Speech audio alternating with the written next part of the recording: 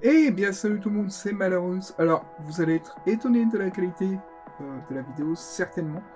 Parce qu'aujourd'hui, je ne filme avec aucune de mes caméras. Parce qu'aujourd'hui, on va parler setup, tournage. Pourquoi? Parce que je me suis dit, tiens, ça peut être intéressant de voir un petit peu quelles sont les caméras que j'utilise et quels sont les trépieds, les matériels, on va dire, accessoires que je peux utiliser avec ces caméras.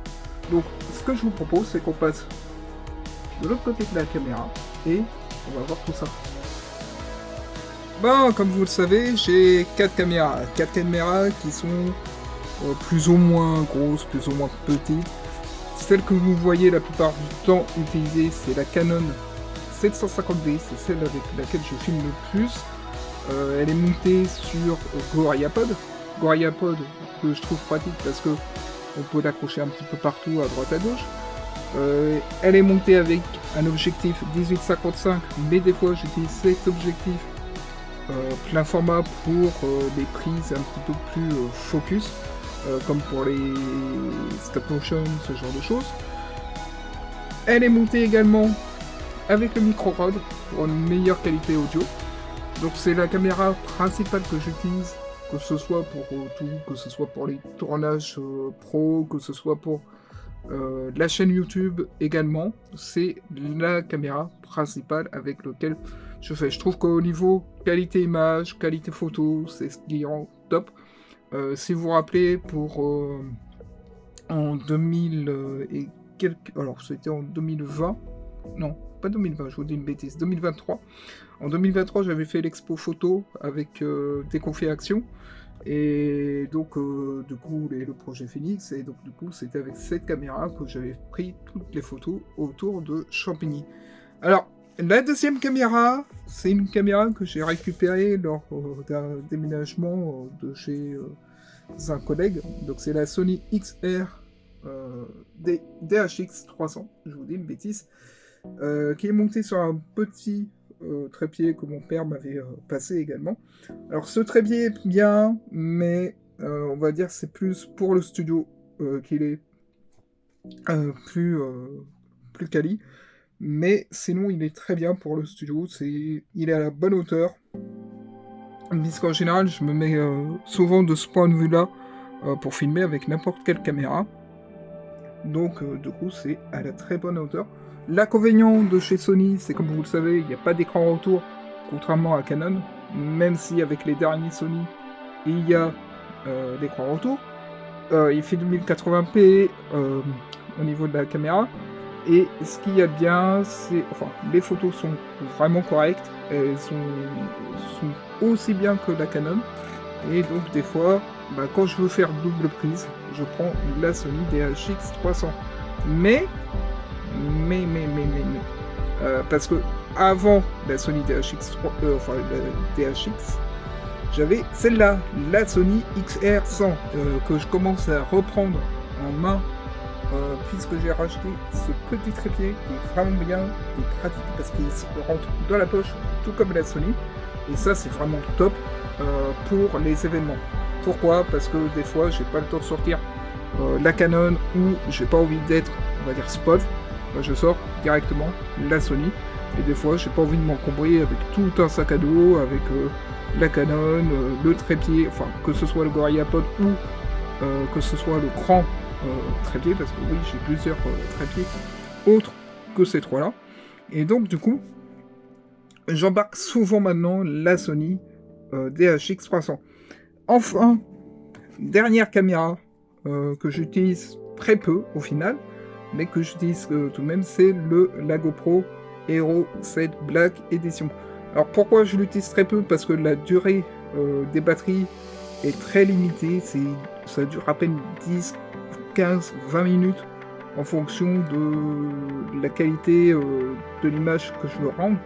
Si c'est de la 4K, ça va durer 10 minutes, enfin ça va durer 15 minutes.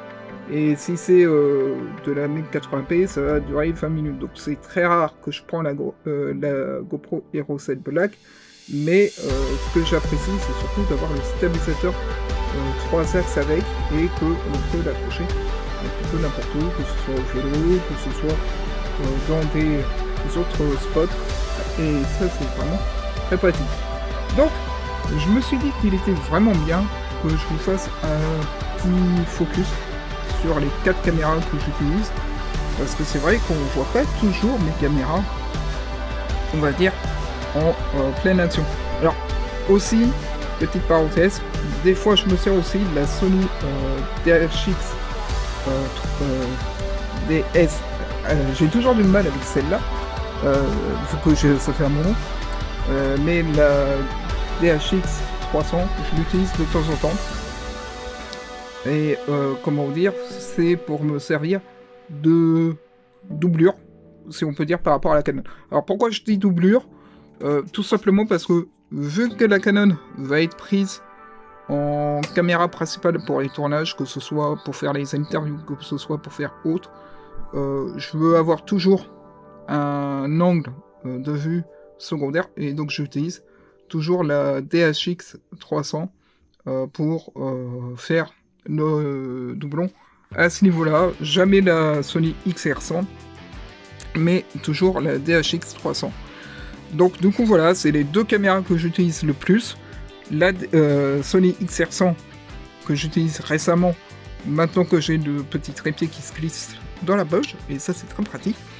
Mais la plupart du temps, c'est ces 2-là que vous voyez tout le temps en train de filmer.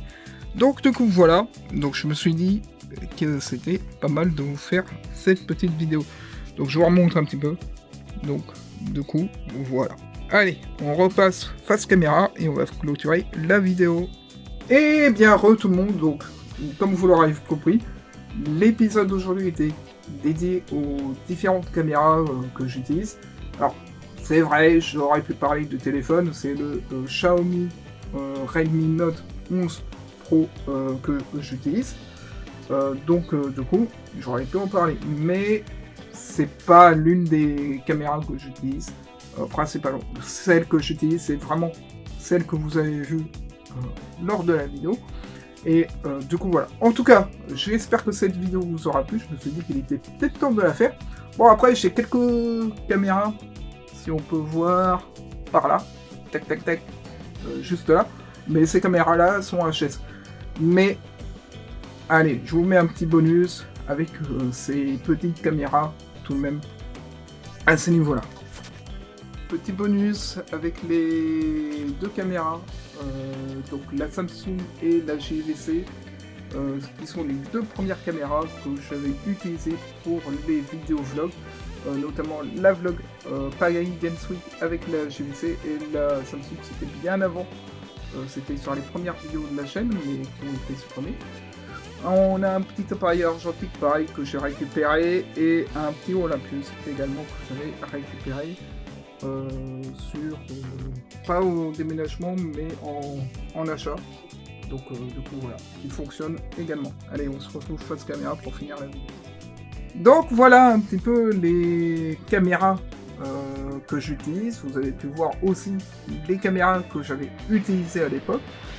Mais pourquoi je vous parle de ça? Parce qu'on dit souvent que c'est plus à l'audio qu'on écoute, mais l'équipement vaut aussi.